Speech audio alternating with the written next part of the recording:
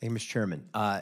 So when we visited, we discussed the role of the CDC in restoring trust in the CDC post-pandemic and some of the very troubling recommendations that came out. I think that the public helped sow the seeds of distrust.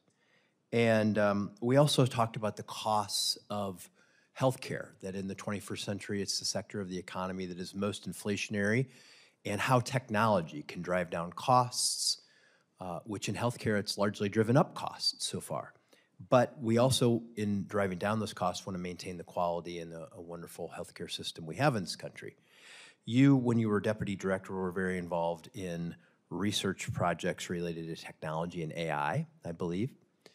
And I've been visiting with some healthcare professionals recently, and one of them discussed an AI chatbot that they said would serve, if anyone talked to this AI chatbot, it would give them better advice than any doctor could on a variety of topics, not on a specific topic, but on a broad variety of topics, because nobody could know as much as this chatbot had available to it. So under the idea of technology improving quality, technology driving down costs, but also trust, just what thoughts do you have on these new technologies and how they can improve healthcare for people in America? Yeah, it's a super important question. I think, as I've evaluated the development of these AI-enabled technologies, the first thing you have to be able to do before you acquire a technology or you put it into your workflows is understand the problems you're trying to solve. What is it that this AI technology is going to enable that has not been able to be completed before with other mechanisms of workforce?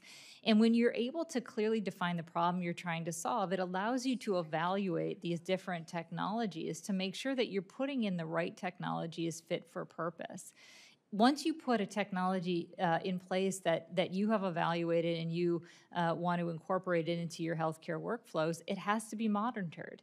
It is not one of those issues where you put in an AI-enabled technology and then you walk away. It will need constant evaluation to make sure that the training data that was used in this AI technology stays consistent with the evolution of your organization, an evolution of the patients that you're serving, and the evolution of the potential therapeutic interventions that you seek to provide. So these AI technologies can be incredibly valuable, and they can incorporate and retain information that well exceeds a single human's ability to interface with a particular challenge, but it needs to be done in a disciplined way because you can create better outcomes, but you also have to make sure that you're mitigating any risks about having these technologies incorporated without the right safeguards.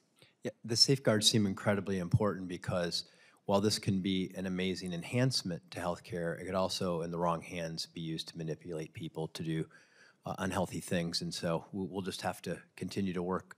I look forward to working with you on this. Yeah. I have a lot of experience in evaluating these technologies, and I'm happy to work with you. So one role of the CDC is you're looking around the corner. We're going to prevent the next pandemic? What are we going to do? But also there are health challenges that sit right there in front of us every day that we don't address, and as I talk to a lot of experts, they keep telling me, look, it's what we eat, it's what we're putting in our bodies that are causing much of our healthcare costs and healthcare problems. I continue to just can't believe that we have a SNAP program where we literally subsidize people to eat things we know are killing them.